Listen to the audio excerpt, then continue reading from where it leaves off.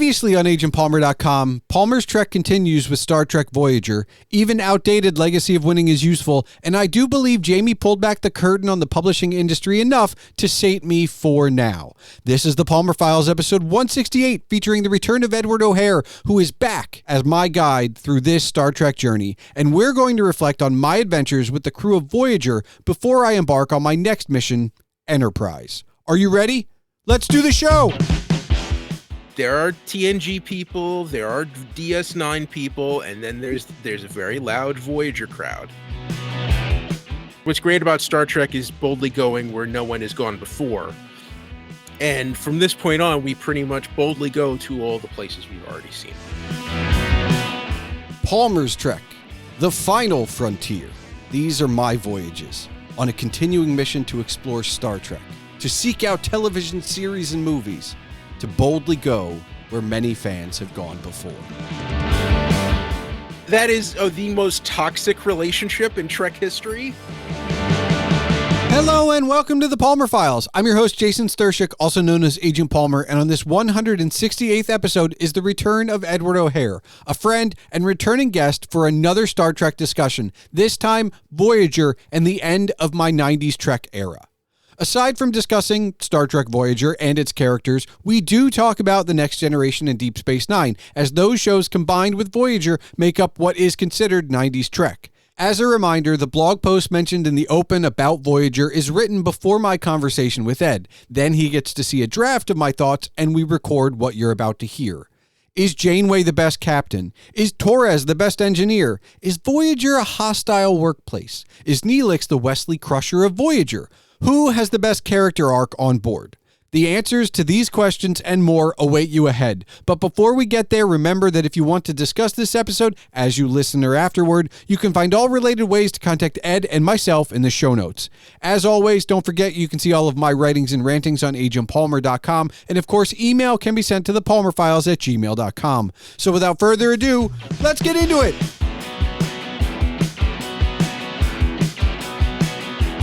Ed, I finished my voyage.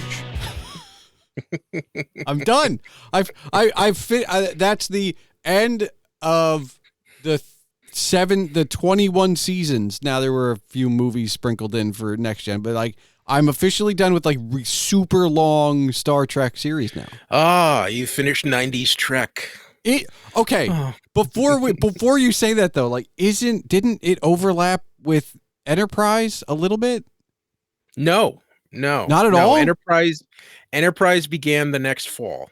Okay, so it's true. So, but there's such a gap. We'll that later. Yeah. But so this is officially the end of 90s because obviously it started in the 90s. It ends in 2000 whatever. Mm-hmm. I think it's my favorite of all the 90s Trek. Wow. Okay. Good for you. Yeah. They're very, there are TNG people, there are DS9 people, and then there's a very loud Voyager crowd. So, to be honest, I'm not surprised. I this definitely feels like the kind of show that would drive with your sensibilities, in a lot of ways. Yeah, I've been hearing it from. Not you so much, but Zapata's been asking me as I've gotten closer and closer and closer to the end, where it falls. And I moved it up the list quite a bit. And I think it's because for me, this is the closest I've ever come to the original series. It feels like we are truly boldly going where no one's been before. For obvious reasons, but and maybe they needed that. And I can say this to you, and I mean no disrespect, but by comparison, now I have I was not that hot on Next Gen, and then I watched DS9 and I got less hot on Next Gen, and then I watched Voyager, which I really liked, and I got even less hot on Next Gen. And I think I finally figured out why I'm so not hot on Next Gen. And part of it is a little bit of something that you said, which is it didn't find its footing until season 3. So it doesn't have 7 full seasons like Deep Space Nine and Voyager did of knowing what it was doing. But I also think Next Gen sits firmly halfway between the politics and the interspecies civilization intrigue of Next Gen and the exploratory of Voyager, but it doesn't do either exceptionally well. And that's a separate argument for another time. I think maybe it's the writing specifically is better because Voyager is truly exploring and DS9 is truly just doing the politics religion thing. And I think Next Gen tries to do both, but by comparison, the other two shine at what they do. Yeah. I mean, the thing to remember is Next Gen was really like literally just meant to be the next generation of Enterprise adventures. It's meant to be, the original series, but updated for the 80s. And because Gene Roddenberry hadn't really worked in television for a couple decades, and probably a decade and a half, and just the sort of ownership that went with that series, it took a while to figure out what it was. Yeah. And to sort of get used to it. So, that's why I always say the first two seasons are rough. And I to a certain extent, I would say that's also true on Deep Space Nine and Voyager. But yeah, it's really just like, okay, we have the Star Trek concept, let's just kind of transport it. And it took a while to figure out, whereas Deep Space Nine, it was straight, okay, we're not boldly going, or we're not exploring. No, we're boldly staying. We're on a space station, so it's much more localized, and the way they sort of brought war and religion into it, and the whole mission was Voyager is first of Next Gen and Deep Space Nine were first run syndication.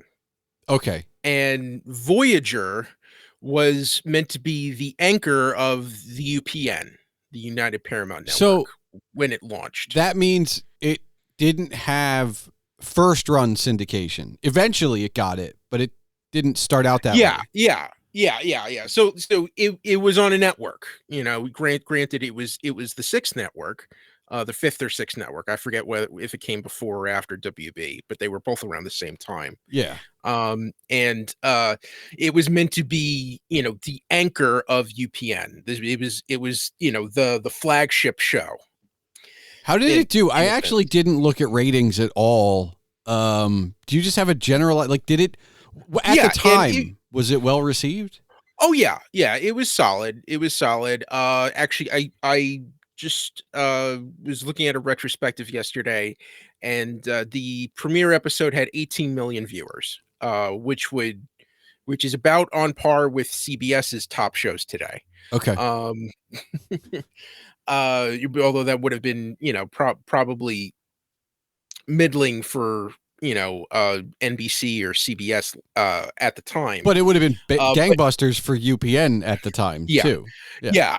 And it was consistently the highest rated show on UPN pretty much until WWF SmackDown came along. Okay. But yeah, no, it was always consistent in the ratings, and doing on par or even better than Deep Space Nine.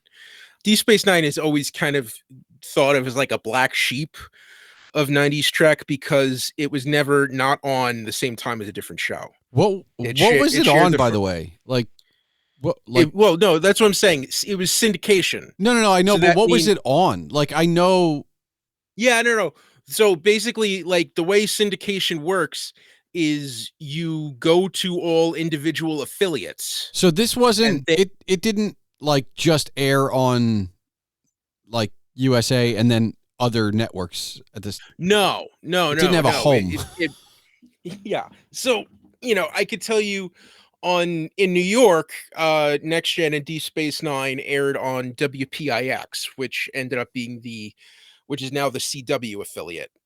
But basically they would go in and different, all the TV stations in each market would bid for the rights to air the show in that area. Okay. So in some places it would be on the Fox network, in some places it would be on WB or UPN, and it was up to the affiliates when they would air them. So, sometimes it would be Sunday night at 7 o'clock in New York, but if it was in Detroit, you may watch it on Fox, Tuesday night. Tuesdays Okay. at 5 or something like that. It was whenever it was up to the affiliates, which is also why they were very much against serialized storytelling for Next Gen. They wanted just complete Okay. episodes that you could air out of order and have them still make sense, which is how Deep Space Nine kind of broke that mold. Well, yeah, and Voyager kind of follows that. Yes, maybe a But- lot more than Deep Space Nine did. Yeah, and Voyager, because it's on a network, and it's airing the same time every week in every market, they sort of could be more consistent with that. Okay. And also it's they didn't want to go as dark as Deep Space Nine. But you know what? But they absolutely did. Like I have my notebook, and I don't need to look at it. I know there was, and I know this is not necessarily an equal thing, but there's at least 2 episodes that I wrote MASH like, which for DS9 I did like a lot. Like DS9 reminds me of MASH in the visceral way for war a lot, but Voyager didn't stay away from that either, though. No. I mean, it's Star Trek, so there's always going to be a heavy sensibility, and I would say a lot of Voyager episodes have there are a lot more episodes that have more of like a horror movie vibe. Oh God, than Deep Space Nine. So I'm trying to figure this out, right? So there were 18 two-parters in Voyager, and I only know that because I counted it up for the post. Yeah, and I have to imagine at least half of them are just mini horror movies.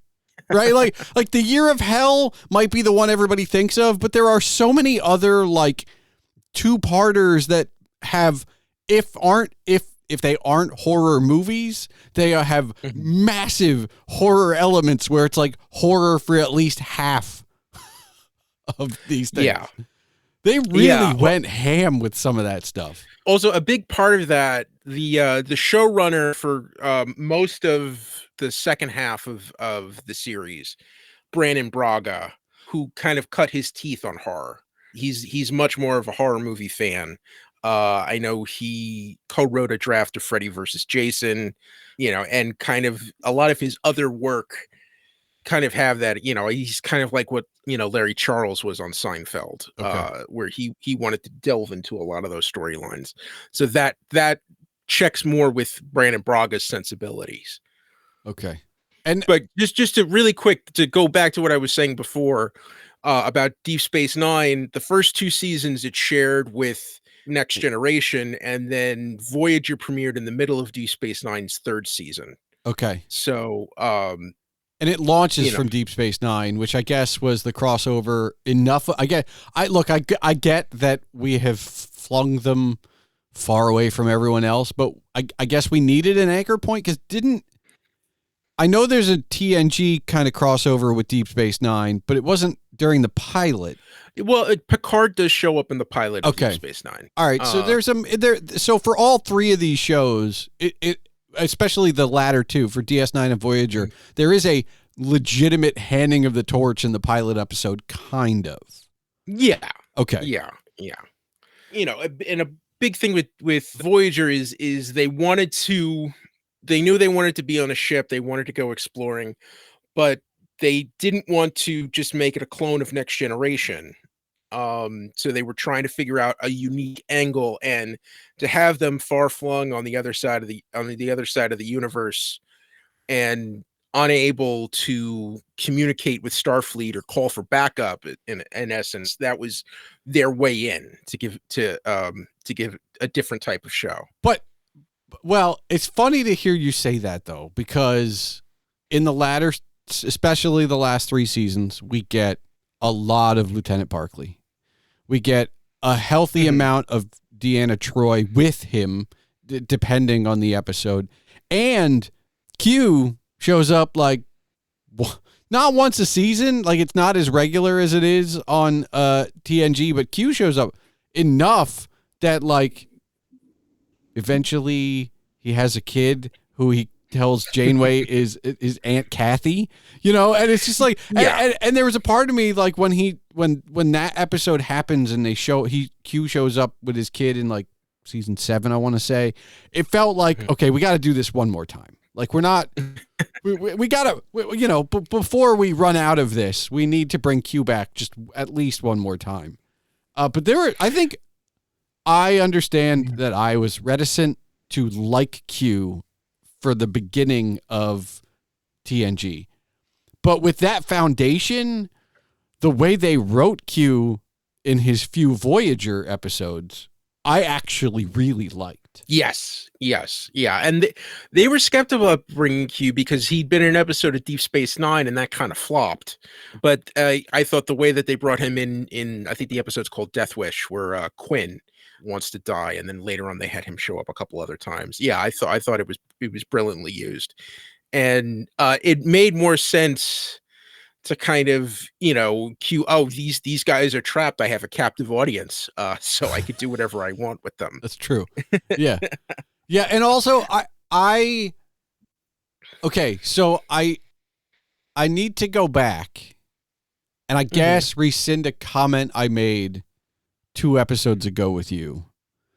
Because I said the Borg weren't scary. During our entire TNG episode. And while they aren't necessarily the opponent that they're made out to be in Next Gen, in Voyager, they are absolutely a formidable opponent, so to speak, for the Starfleet. And it's so weird because even the Next Gen movies don't do justice to what they got to flesh out especially in some of the 2-parters that are Borg related in Voyager. Yeah, and I think a big part of First Contact is really the reason for a lot of that. Because after First Contact happened, which I think is a great Borg story, and definitely the best Next Gen movie. Yeah, it sort of opened the door for that, and they specifically waited until after that movie came out to introduce them on Voyager. Okay, but that meant that they could use all of the costumes and makeup and sets from Star Trek First Contact on Voyager, so it gave it a much higher production value that they were able to utilize in making those episodes. But definitely the character of Seven of Nine and everything, absolutely, they really, the Next Gen kind of cracked the surface with that species, and Voyager really fleshed it out almost to a point where a lot of people complain that they did too much with the Borg. But I that's for people to judge. Yeah, I have to say, you were right, because I think during the I didn't listen, but I remember talking to you about food at the end of the Deep Space Nine episode, and you were like, just wait. And I got my coffee captain finally. Yes. And we got a true chef on Voyager, the likes of which we really didn't see outside of occasionally Cisco cooking in his apartment.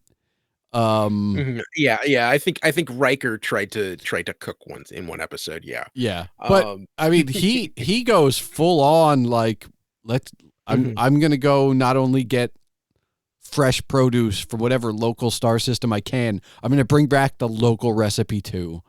And it. Yeah. So let's do a quick run through of the characters. Okay. Of the main characters, and give me a breakdown of your thoughts of each one. So let's start with our captain, Catherine Janeway, played by Kate Mulgrew. Yep. Who actually was a last-minute replacement. I don't know if you're aware of this, but Geneviève Bujold shot 2 days on set as Captain Nicole Janeway. She was a French-Canadian actress who'd mainly done movies and wasn't able to hack the TV lifestyle and just dropped out. And they brought in Kate Mulgrew to replace her. So tell me your thoughts on Captain Janeway. I mean, I like that I finally have a captain I can have a cup of coffee with. That's nice. I think she might, as of now, she might be my favorite captain. And I think part of it is, now I don't know if I'm going to, I know people like to include Cisco, but he's not really a captain. So I think compared to just Picard and Kirk, I think she had the harder, tour of duty, so to speak. And I without a doubt, I do think that despite that, she might be the one who follows Starfleet closer than the other two in Federation space. Which I give her a lot of credit for that. I mean, obviously all Starfleet captains kind of bend rules when necessary, but I think she was maybe a little more orthodox. I know we may or may not get into this. The Maquis Starfleet fleet thing that they start with, which is the meshing of the crew, and that's a whole I understand that, and they all eventually come together and become a family, and it's wonderful over 7 seasons to watch. But they all kind of use Starfleet as a guideline to find equal footing, but then they all kind of relax on it. Almost every other character kind of relaxes on it, and Janeway's like, no, like she doesn't really, like, occasionally she bends rules because it's an impossible situation, but otherwise she is fairly stringent within the orthodoxy of Starfleet for all 7 seasons, and it is amazing to watch. Because I honestly thought, like, if you had asked me during season 5, I'd be like, well, eventually she's just gonna soften a lot more. And it just, no, like, the further we go on, she's like, no, this is the Starfleet way. We're Well, especially in such a desperate situation, she has to keep her resolve. Otherwise, it gives credence for everyone else to slack off. Yep. So, it's basically, I actually think I might agree with you as far as Janeway being my favorite captain. Especially, she reminds me a lot of my grandmother. Who strict Irish woman, very determined, determined resolve, straightforward, definitely did not suffer fools. And that's really the thing with Janeway is she doesn't take it from anybody.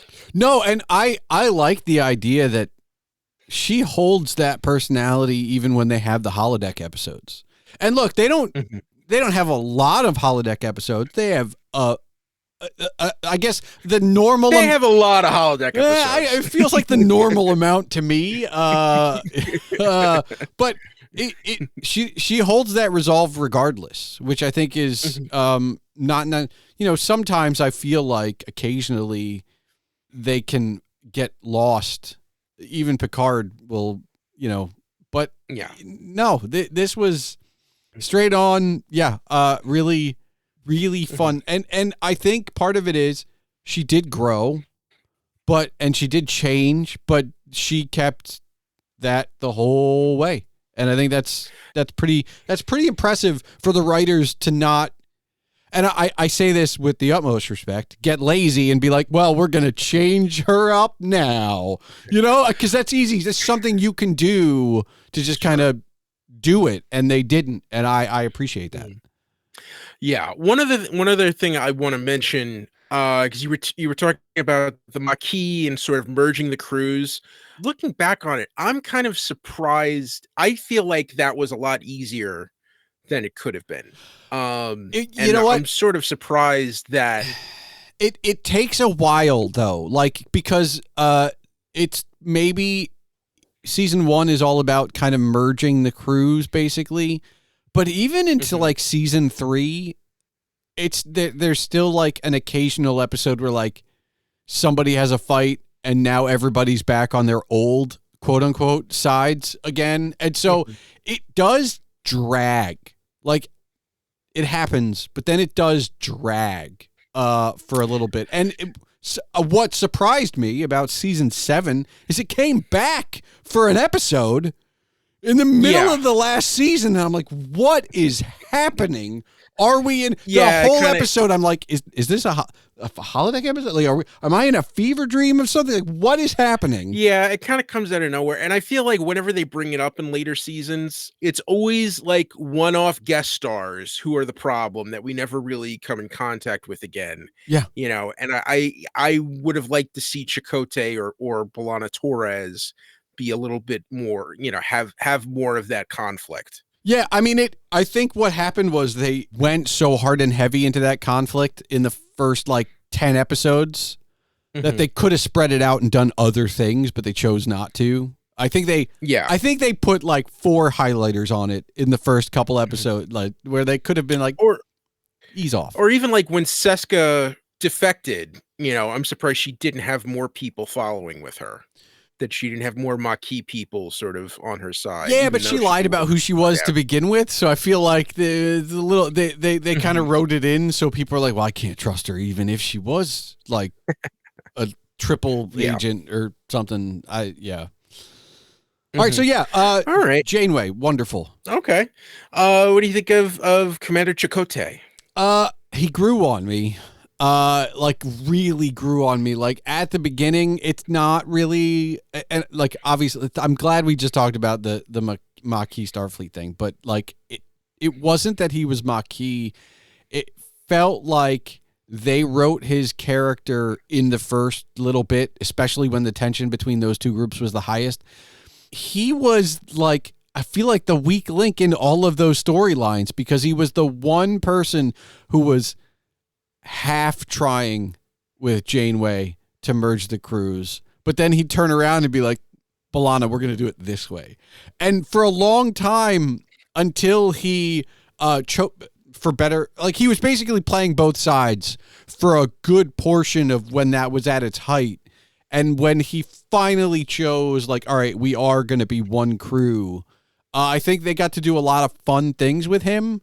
I think as a second in command, I don't know what you'd compare it on for Deep Space Nine, but compared to like a Riker or a Spock, even, I think he might be the most like the real number 2 you'd want, because he's not like. I understand there's a running gag from like seasons 5 on for like Riker, how come you don't have your own command? But Chakotay doesn't have that baggage of like, why are, you know what I mean? Like he's put in a position, he's number 2, and that's not changing. And even if it is going to change, it's not changing till we get home. Right. And I think that him being just a solid number 2, like I'll step up when I need to, and I'm definitely going to question when I need to, because what are you going to do? Like it feels like he can be the most truthful number 2 that there is in the entire franchise.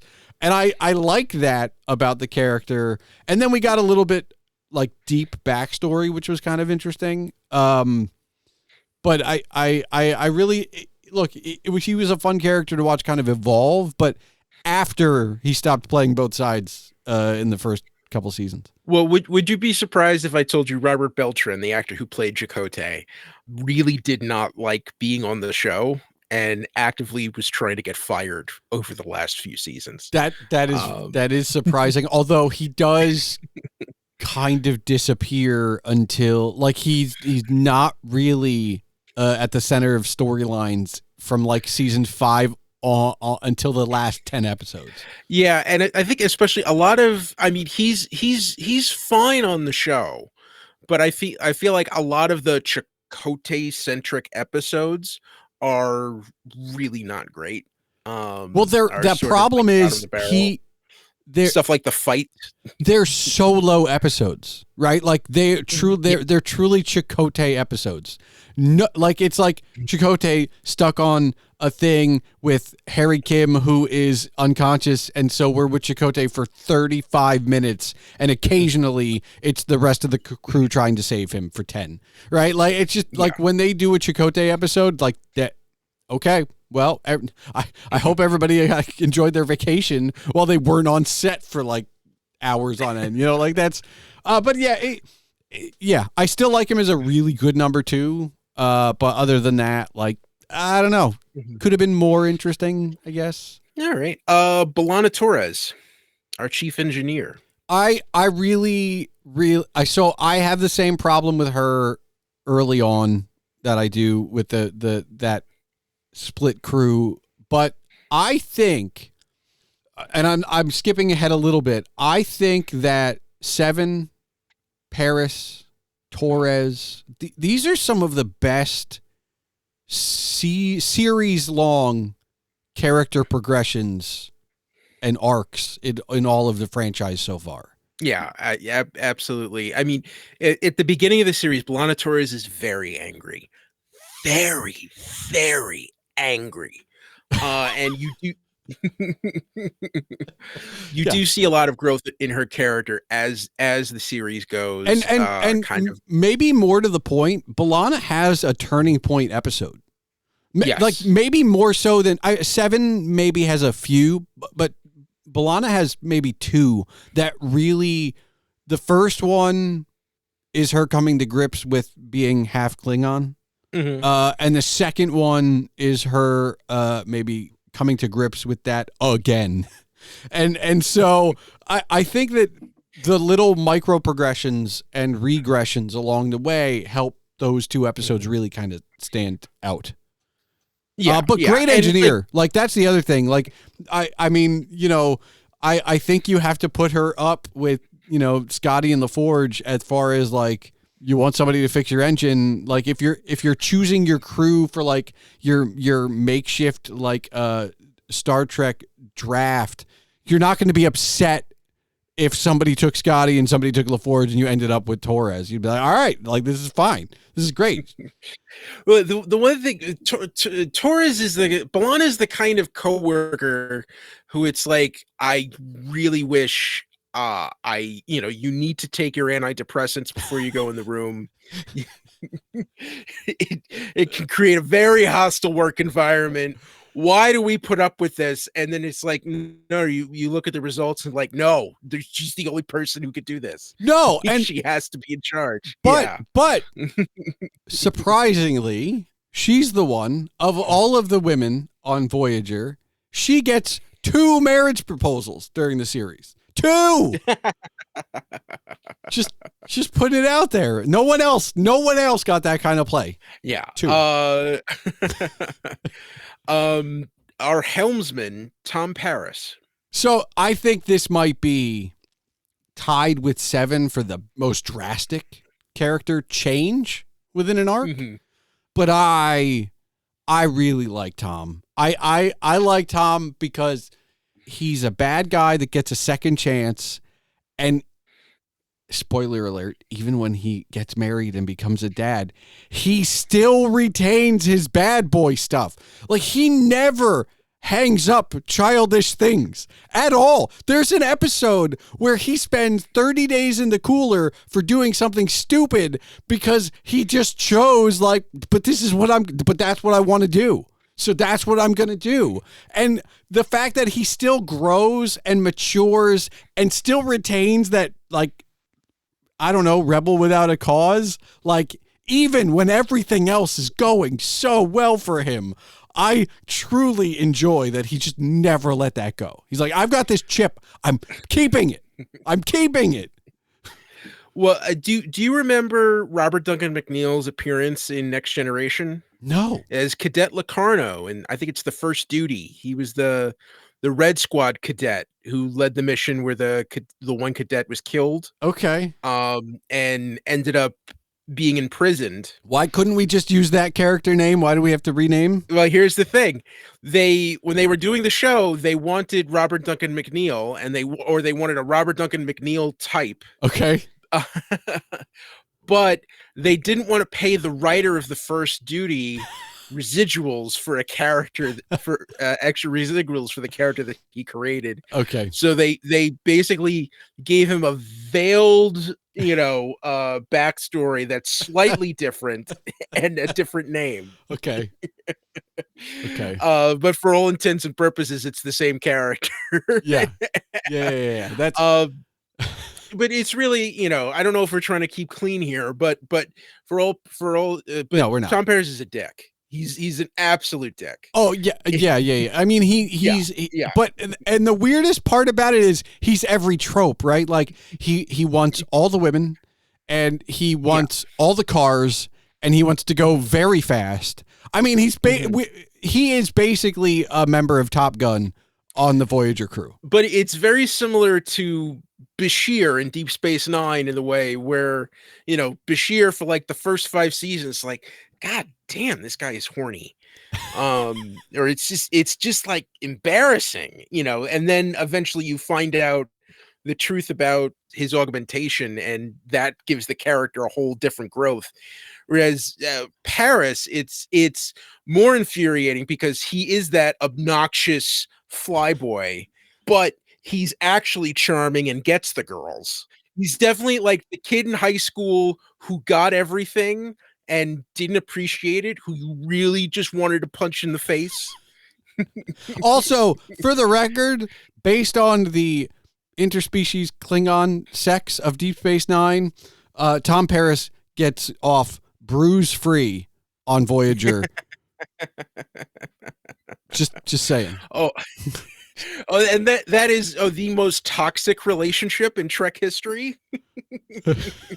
that's like the B'Elanna Torres fights are like oh my God, they're actually doing this at a birthday party. Like, Yeah. It's that level where it's like, why are they together? Yeah. But somehow they make it work. They do. But again, the character, you do see that character growth over time, and you do end up rooting for Paris, as but even at the end, but he's still a huge dick. Yeah.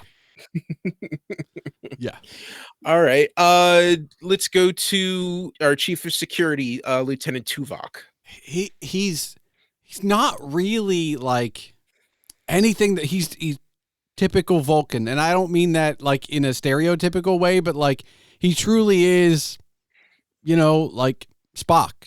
In fact, I would argue, because I like to see, I see the Spock Data parable, I think, as the second coming of Spock, non-science officer, obviously, but I really liked it. I think his it's a balance that it just feels right in Trek. But the weird thing, and I don't mean to just, it's just all of the Vulcan-centric episodes feel redundant.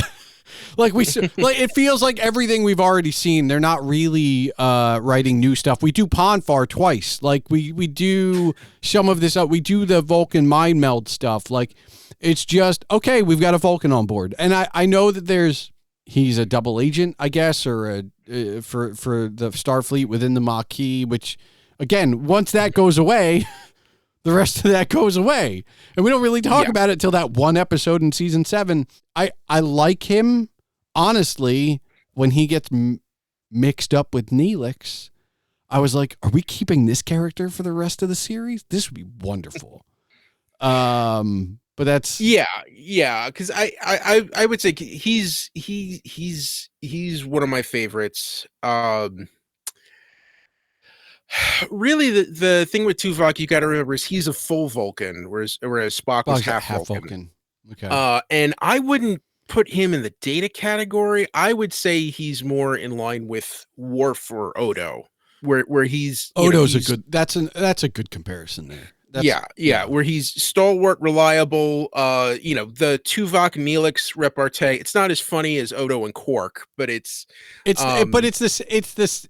But they're aiming for the same jokes. Yes. The same odd couple thing. But yeah, I don't know. Yeah. He's just a member of the crew. Like I didn't.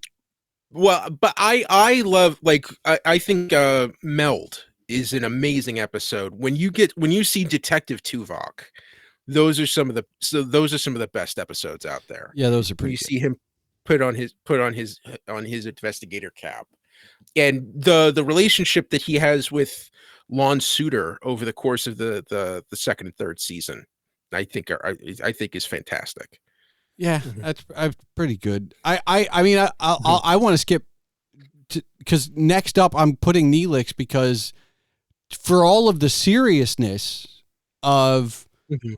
when they're following Starfleet protocol with Janeway and Paris Mhm. and or just trying to anti-temper the B'Elanna Torres of the world or the extreme logic of Tuvok. You've got Neelix, who is I I don't remember if I wrote it or not, but I wrote it somewhere, which is he's basically the Wesley Crusher of Voyager.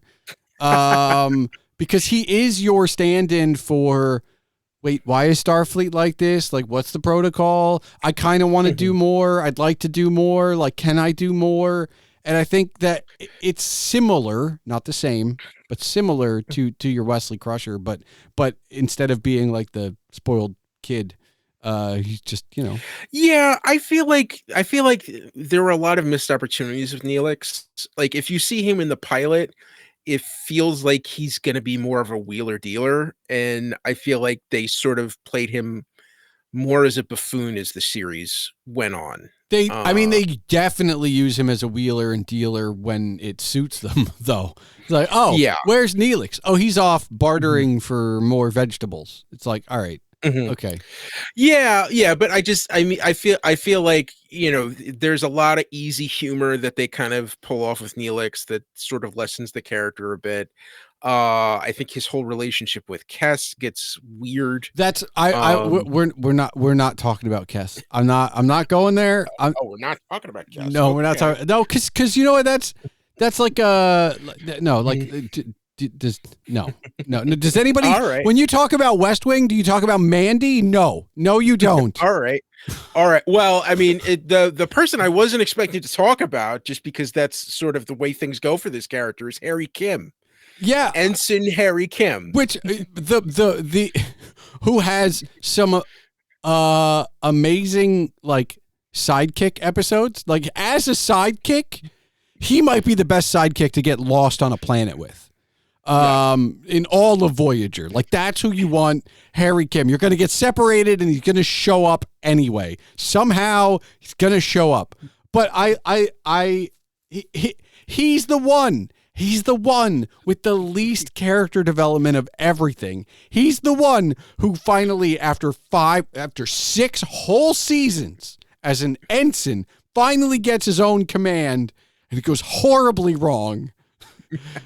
And it's just like, oh man, like, you know what? He is, because of the way they treat him when he's palling around with Paris and his lack of romance, he is the down luck LaForge of Voyager. Oh, absolutely. Even more so for the fact that Garrett Wong, the actor who played Harry Kim, who by the way, he and Robert Duncan McNeil do a Voyager recap podcast called The Delta Flyers, which is definitely one to check out. All right. Lobbied for the length of the series for Harry Kim to get a promotion to lieutenant and never got it because executive producer Rick Berman insisted we need to have an ensign on the show. Well, I mean, look, he makes up for it. He does. I will say, even in future series, Harry Kim never getting a promotion becomes a running gag. I was going to say, okay. I mean, but he does get to play a massive part in the finale, so I feel like there's a little redemption for him there. But yes, yeah, that's yeah. Yeah, and he does. I will say that the Harry Kim episodes are much better than the Chakotay episodes. Yeah, yeah, they are. But he's also he also is the second in command on almost every downed away mission until Seven shows up, and the Doc gets his mobile emitter, it's always Harry Kim and someone. Yeah. But also I love over the course of the series, I feel like Paris gets demoted and then promoted twice. And over like two or three different times, and Harry Kim's just sitting there going, "What the heck? Yep. What the heck?" That's pretty accurate. All right, the Doctor, our emergency medical hologram. I enjoy. He might have the best arc, character wise. But I really like the Doctor, and it's weird to say that because when he is just at the beginning, the emergency medical, when he is straightly just the EMH at the beginning, he's so annoying. He makes Bashir look like he's got wonderful bedside manner, and like towards the end, he basically he Pinocchios that stuff. He becomes a real boy, kind of, sort of, not really, but he's well rounded enough to kind of do it. And it was fun to watch. I think that for the Doctor, some of the best episodes are when he's acting against himself. Especially when he like travels to go back and save his creator who made him in his image. That maybe 2 episodes. Yes, that was a fantastic episode. I mean, that was really good. And I gotta say, the stinger at the end of the author episode, where he tries to write, where there's just a lot of EMHs mining. Yes. Is like tastefully well done. They could have made that much funnier, and they went with the serious one. But I think the Doc was the hologram instead of the Hollow episodes, and I know Voyager has quite a few, but I think the Doctor episodes were a bit of a crutch towards the latter seasons.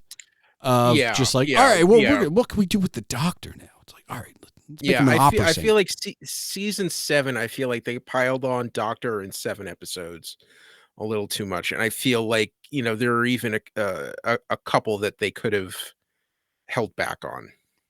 Yeah, probably.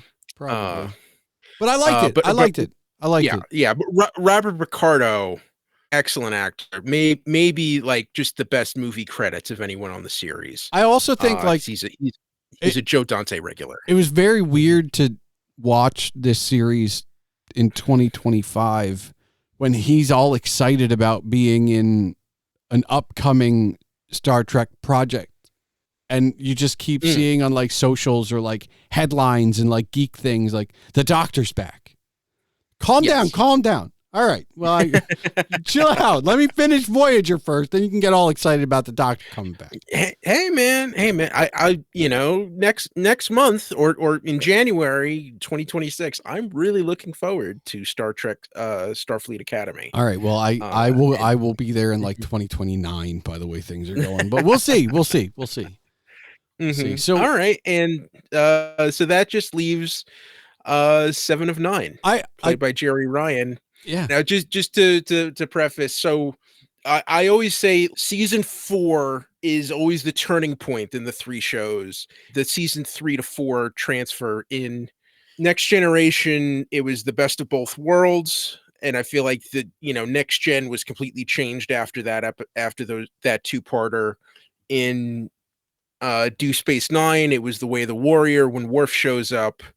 And in Voyager, it is Scorpion parts 1 and 2, where we meet 7 of 9. Yeah, that's and I think that when we talked about like the Borg being scary, and I know there are Borg episodes before 7 of 9, but we don't do nearly as quality of Borg episodes until after 7 of 9 arrives. I think her arrival gave the writers an ability to go back to certain things that they wouldn't have otherwise normally done, or wouldn't have had an easier time of writing. But I mean, her arc, maybe more. I mean, obviously more so than the Doctor at becoming a real human or returning to being a human is I mean, that's like of all the things that Janeway does, like that's her project.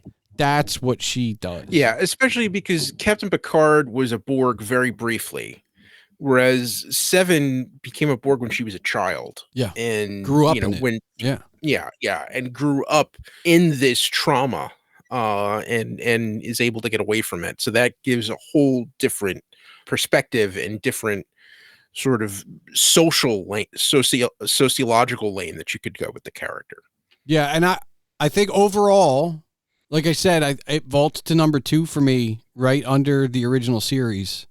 And I gotta say, yeah, that means it puts it above all the other 90s Trek stuff. But it's weird because I know, not just from talking to you, but I know from like kind of reading other things, that with one exception, I am now going backwards in time. So now I'm next up is Enterprise. Yeah. Well, can we just briefly, I just want to quickly go over, because you gave me a list of your favorite episodes. Yes. And I can agree with most of these. I think it's a solid list. Especially like the two-parters, like Year of Hell and Killing Game. Yep. I think are excellent. And I don't know if we said this, but it does have the best finale series wrap up of all the 90s Treks. Oh yes. Like just yes. hands down. It's just, and I think some of that is they had a lot of practice writing two-parters. So they got really good at it. Yeah. A lot of people kind of get hung up on the moral quandary, on the ethics of Admiral Janeway. Deciding to go back. A lot of people think that kind of taints the series a bit. But I disagree. Yeah, I'm with you. All right, so what do you disagree with here? Before we get into the finale, I would say there's really one episode here that puts up a red flag for me that you kind of included on your starred episodes. Yep. Which is season 2, episode 15, Threshold. Because I will tell you this, along with Come Along Home from Deep Space Nine, the Alan Moraine episode.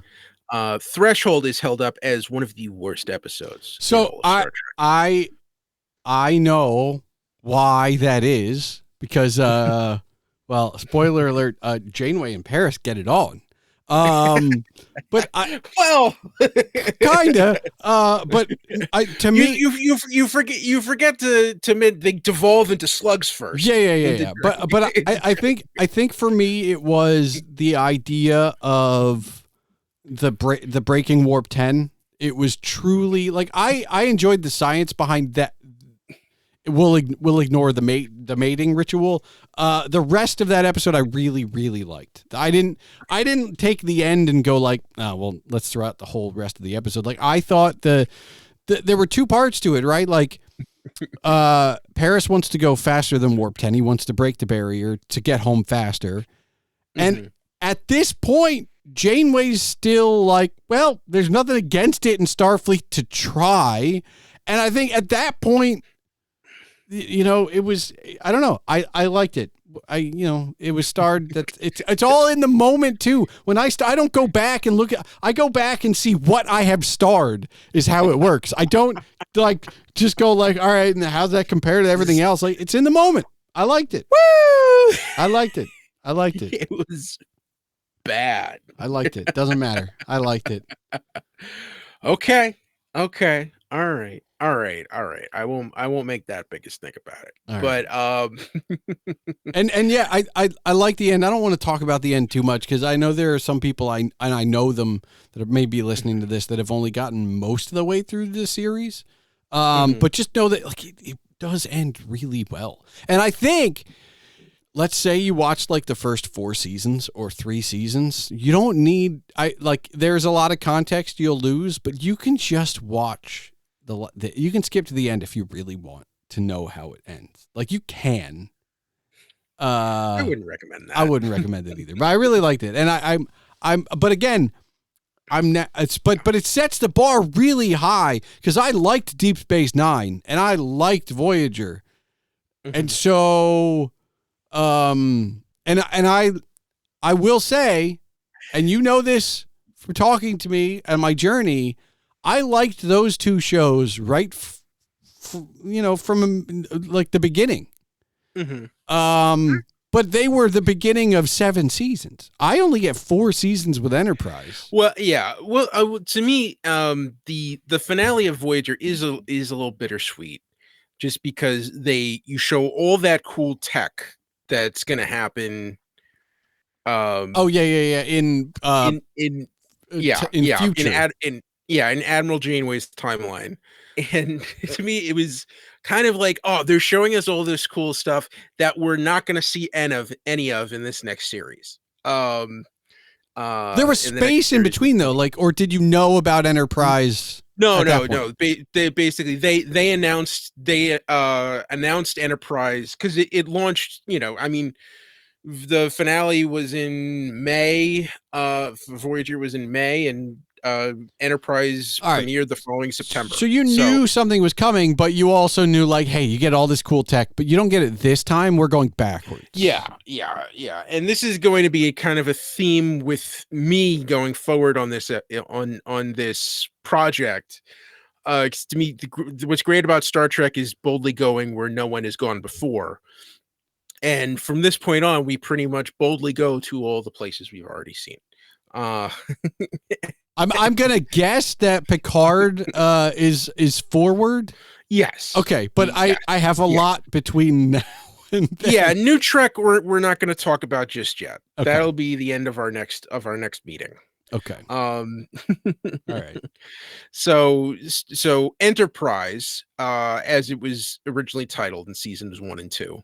And then there was no Star Trek at the front. So they put it at the front for season 3 and 4 because the ratings didn't do well.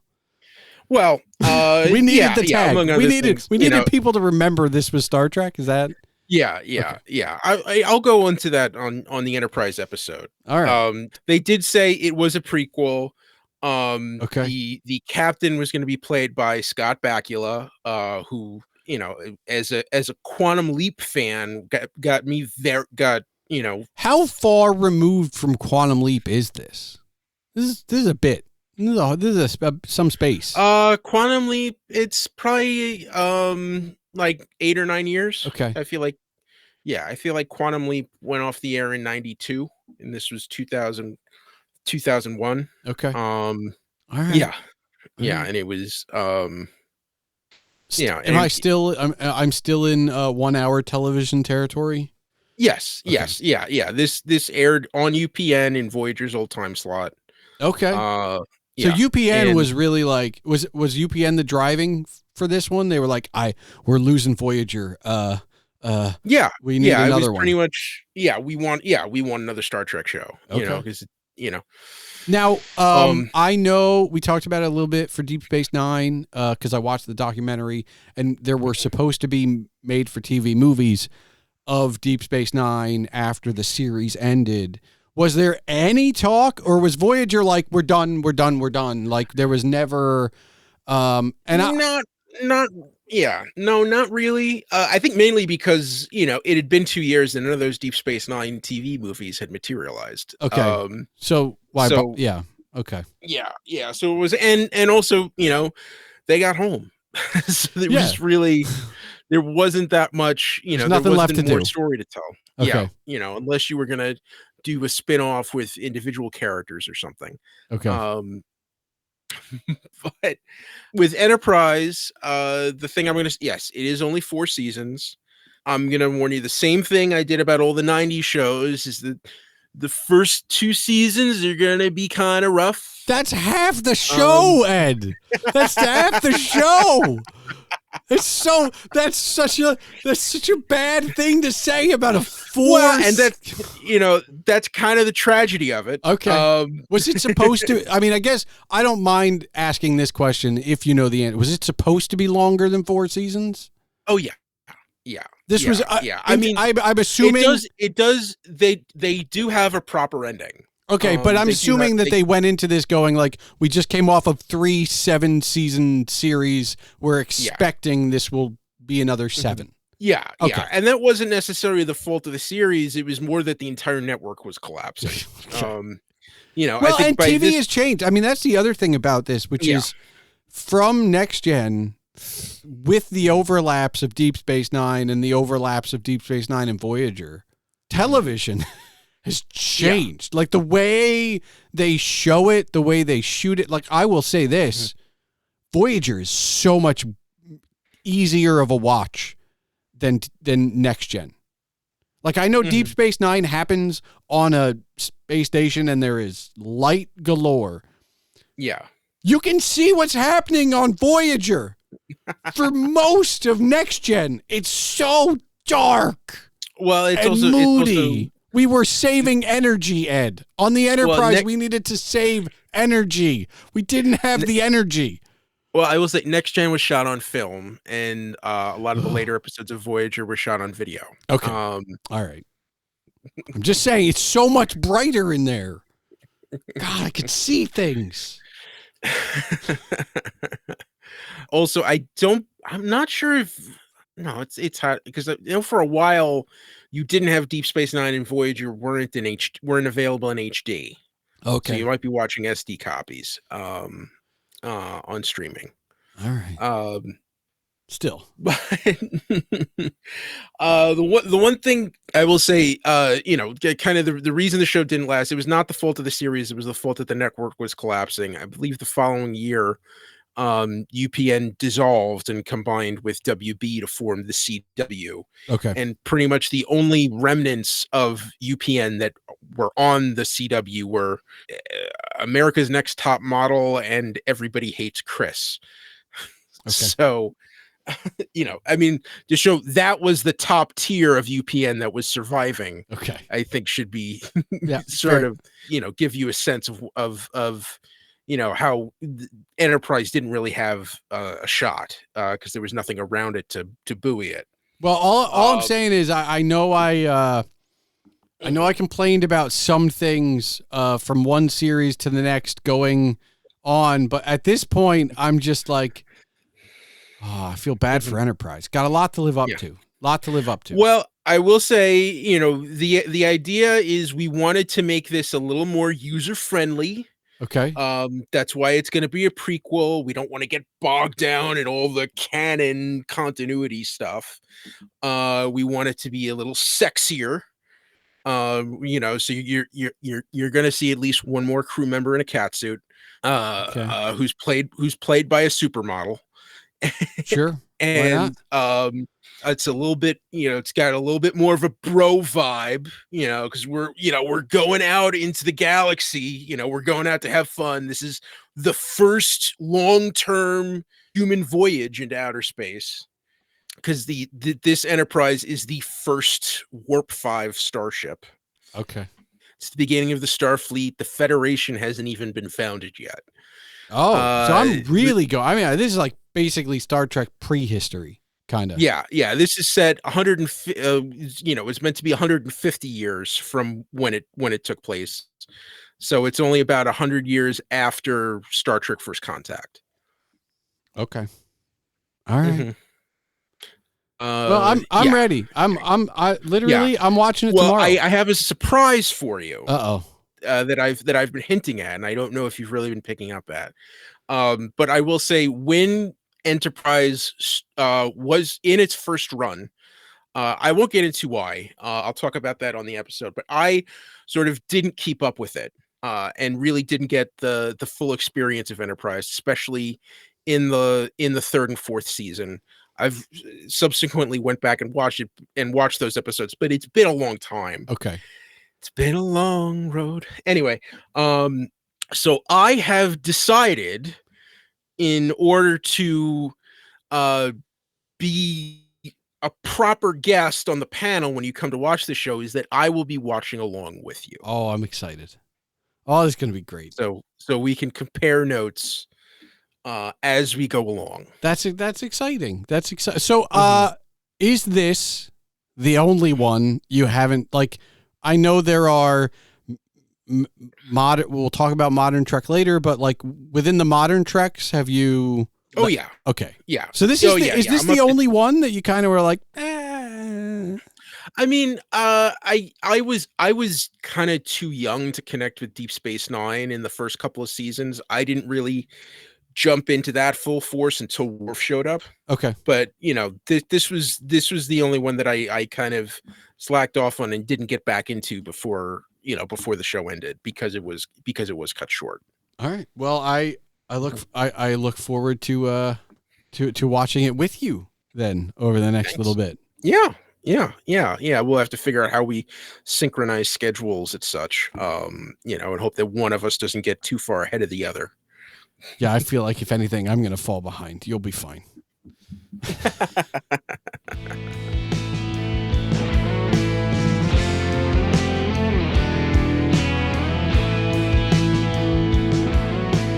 At this point, I'm caught up to where I would have been had I grown up a Star Trek fan. Given my age and the memory of the shows that friends I have made have of this era, I'm where most of them were. A lot of them skipped Enterprise, but much of that had more to do with life and not having as much time for television. Remember, this was the pre-on-demand era.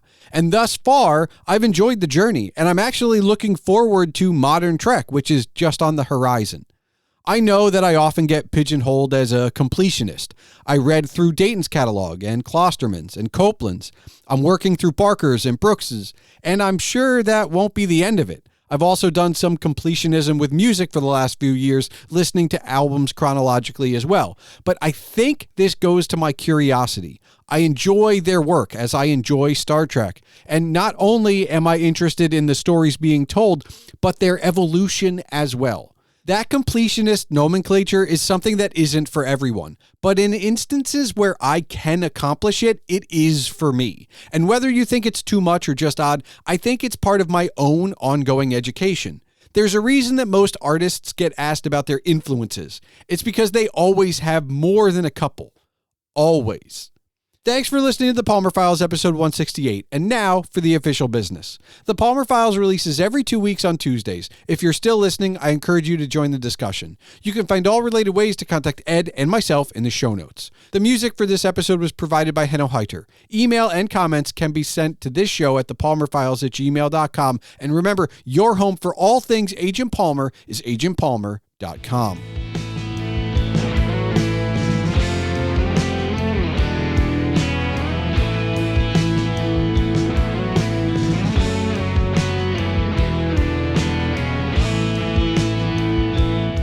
Space, the final frontier.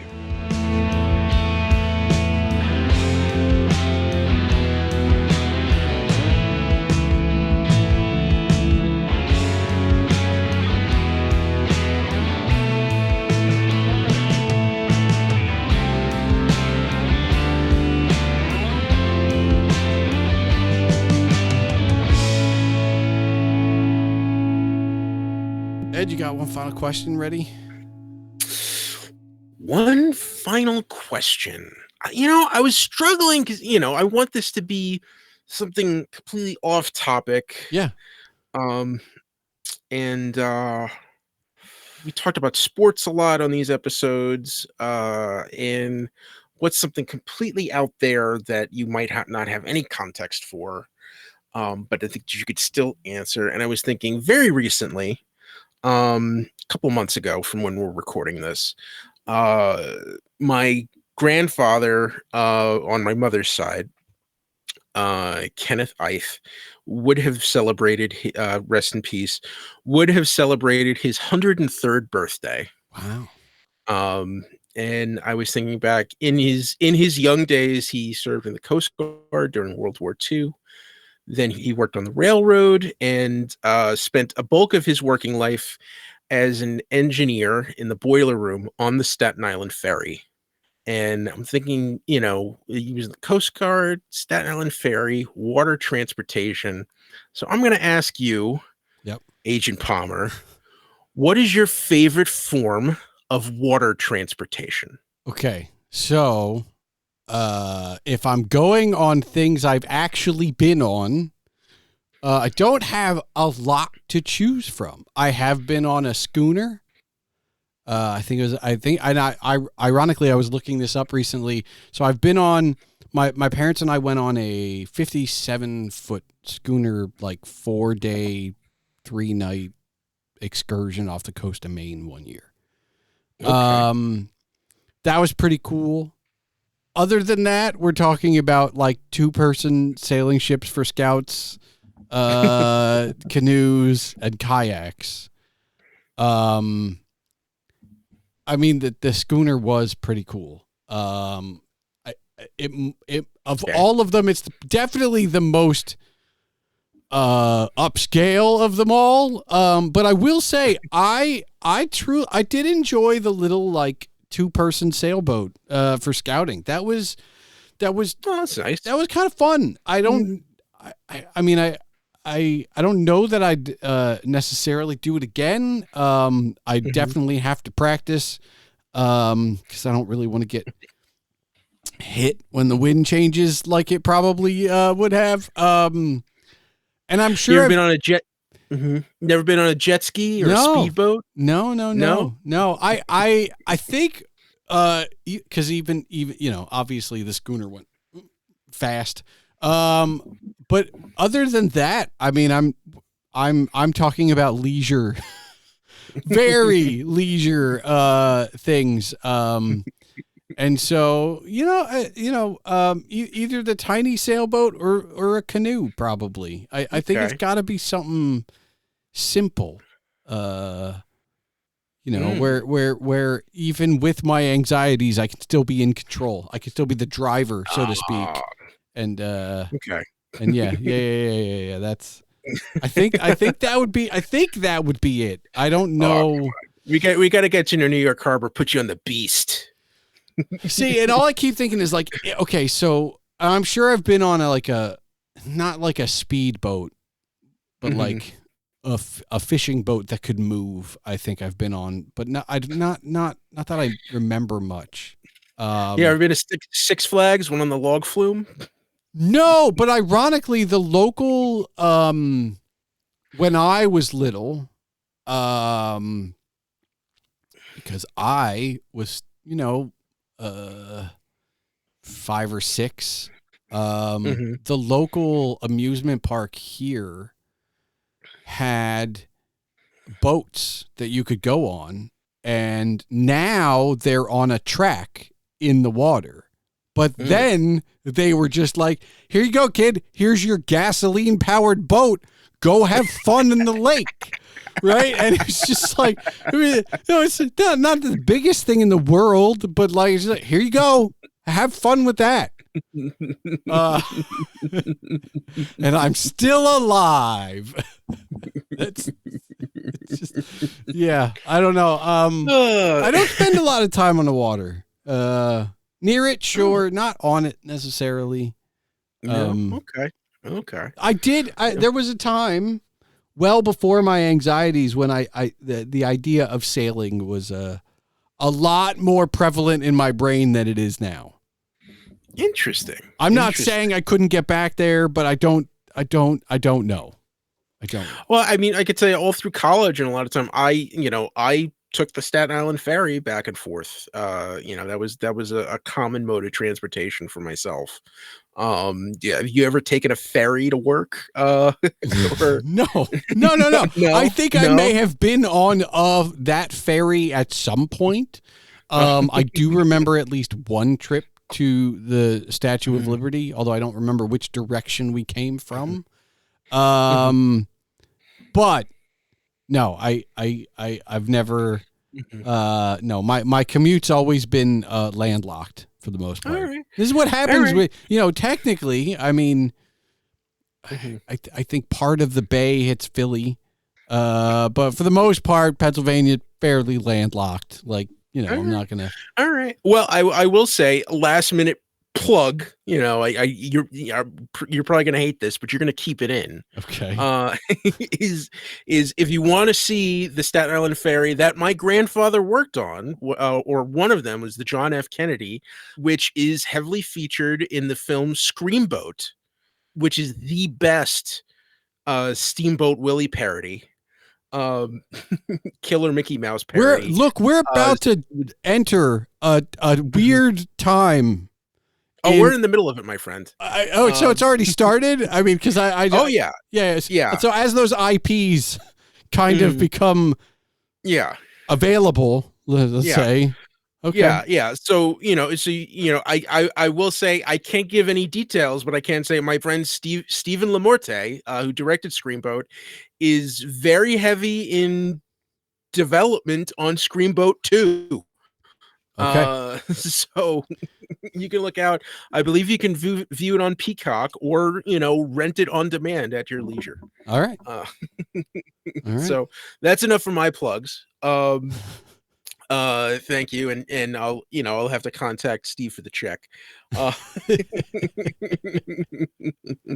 Well, you know what? but I mean, Voyager has the most horror episodes, so it makes sense.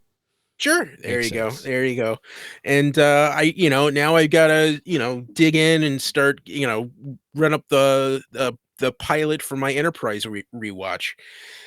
Uh, Yeah, I am excited for something different. I don't know that I really want to. I didn't like Next Gen. That's not a shock to anyone, but it's the foundation on which all the rest of the 90s Treks exist, and I got used to a very certain kind of Trek, and I feel like I'm about to get shocked into something vastly different.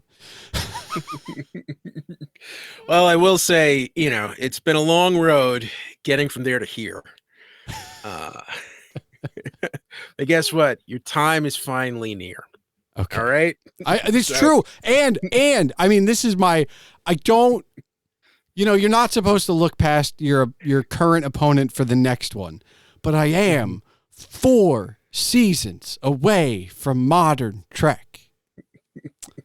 So just 4 short seasons, right?